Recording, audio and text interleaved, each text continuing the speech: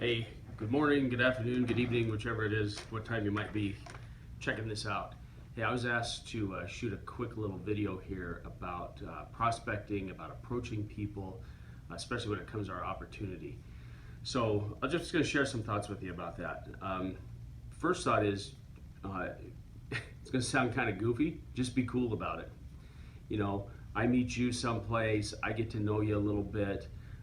Don't be in a big hurry. I think that's another problem that people have. But maybe we meet at a party, a wedding, wherever, and you seem like a really nice person, cool guy, nice lady, you're professional, whatever that looks like.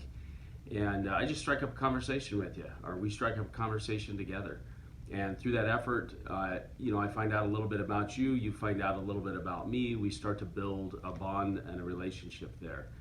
Um, don't let it end there. Grab a phone number. It's real simple today. Hey man, let me text you my number. I'd like to stay in touch. I'd like to get coffee. I'd like to get lunch with you. And from there, it's just literally a matter of getting to know somebody, finding out where they're at in life. You may find, if you do this enough, that there are people you do not want to bring into your business, and that's okay. You may find that there are people that you never thought would be interested or never thought would you'd even be able to talk to, that all of a sudden you're having a serious business conversation with them about our company, about what we do, about how we help families, about how we can help them get to where they want to go. And see, that's where the problem is. If you don't know somebody, you don't know what their outcome is. You don't know if they're money motivated. You don't know if their life's mission is to just help people. You don't know if they're unhappy in their career. You don't know anything about them until you get to know them a little bit. Now, I'm not saying this has to be a 6-month process, but you can quickly, if you just go back to our origins and you use the FORM methodology, and it's an acronym, it's FORM, and the F is you find out about their family a little bit. Hey, how many kids do you have? How long you been married? Did you grow up here? Where are you from? Those kinds of things. Then you ask them about their occupation. Hey, what do you do for work? How did you move to Arizona? How did you move to California? Wherever you happen to be. And you find out about the things they like to do for fun. And then that usually comes through just regular conversation. So that's the R. So we've got family, we've got occupation, we've got recreation. What do you do for fun? What are your hobbies? What are your interests? Charitable interests. Maybe it's maybe it literally is recreation. They like to fish, they like to hunt, they like to do sports. They're on a competitive volleyball team, whatever that looks like. And then at some point, it's okay for you to deliver your message to them, and that's what the M is for. And that's where you may just say, hey, look, you seem like a great person to me. We've got to know each other a little bit here. I don't know you terribly well. We're not best friends yet or anything, but we've got a great company that helps people save money, make money, get out of debt. It's a great program. It's a great, and this is where you gotta know. So if I know somebody's very cause oriented, I'm going to talk to them about the mission. If I know somebody's very motivated when it comes to money, I want to talk to them about the income a little bit. If I know somebody is business minded, I'm going to talk to them about a business model that has very low overhead, very high barrier to entry, and is highly profitable. I think the idea of breaking the ice with somebody by saying, hey, I work for a large consulting company, we're expanding, that's okay. That's a way literally to get some face time with somebody. It's very cold, it's sometimes awkward, but once you've got that face time,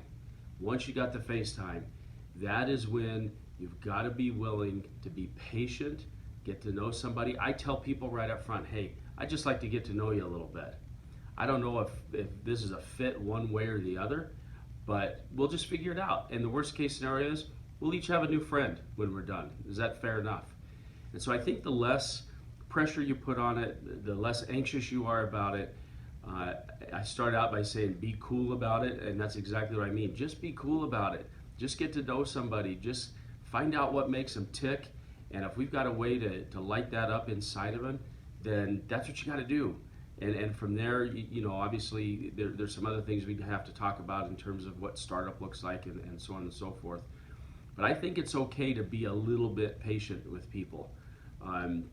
I'd rather be patient and find out it's not a good fit than be over anxious and try to shove them into something, and then I'm grinding against them, they're grinding against me, and then a couple things happen there. Number one, it doesn't work for either of us. Number two, now you've got a person who you introduced to a world-class opportunity that could be a multiple six-figure income, could be lifestyle, could be retirement, could be whatever they wanted to make of it. But now because you forced it, you got a mouthpiece out there, and what I mean is somebody running their mouth about you, your company, how it's high pressure, how it's this, how it's that, versus somebody that, hey, you spend a little time with them, you try and figure out if it's a good fit or not. If it's not, that's okay. I'll share a quick story with you.